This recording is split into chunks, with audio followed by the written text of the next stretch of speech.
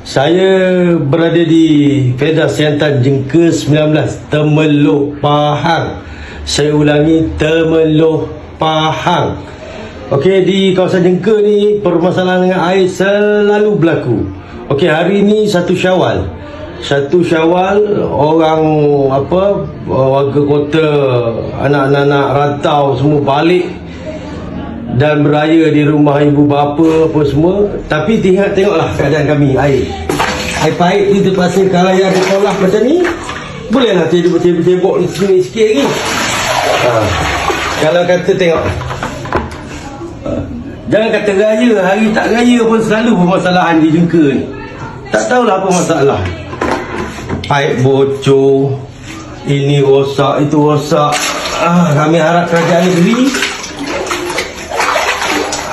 yang dikatakan mempunyai berbilion-bilion keuntungan resort negeri yang diwar-warkan baru-baru ini, perbaharui atau menaik taraf secepat mungkin sistem pipe yang di bawah kerajaan negeri, pipe yang menjadikan masalah pada kami rakyat setempat ni.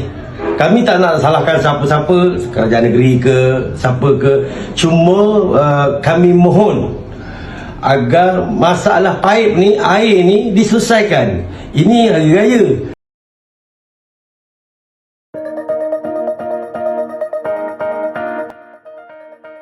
Halo guys, selamat datang di informasi.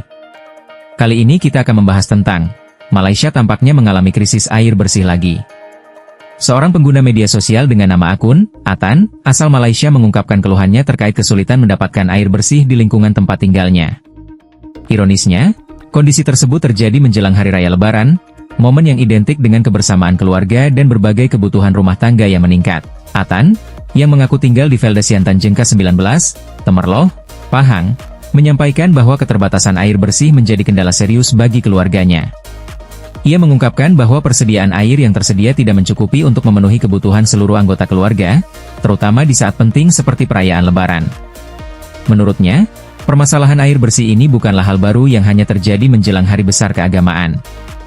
Justru, kondisi tersebut sudah menjadi bagian dari kehidupan sehari-hari yang harus dihadapi. Krisis air yang berkepanjangan ini dinilai sangat mengganggu aktivitas warga, mulai dari kebutuhan dasar seperti memasak, mandi, hingga menjaga kebersihan rumah. Atan pun berharap pemerintah Malaysia dapat lebih memperhatikan kondisi ini. Ia menekankan bahwa air bersih merupakan kebutuhan pokok yang sangat penting bagi kehidupan masyarakat. Tanpa akses yang memadai terhadap air bersih, kualitas hidup warga tentu akan terganggu. Keluhan ini menjadi gambaran nyata bahwa masih ada masyarakat yang harus berjuang untuk mendapatkan kebutuhan dasar, bahkan di tengah suasana perayaan yang seharusnya membawa kebahagiaan. Bukan saja raya, kadang-kadang seminggu sampai 2 kali masalah air di Jengka ni. Saya di Jengka 19. Okey, mohon kerjasama kerajaan prihatin cakna dengan masalah rakyat. Jangan kita duk bangga dengan kita punya keuntungan dengan negeri, cecah berbilion-bilion apa semua, tapi masalah utama rakyat tak boleh selesai. Ini yang panggil masalah utama rakyat yang tak boleh selesai. Tengok air. Inilah berlaku ya.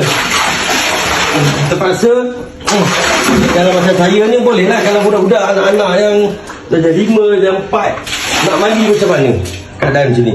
Ni 10 beradik balik ni, campur cucu apa semua, dan 30 orang lebih kurang. Tapi keadaan air macam ni lah, keruh.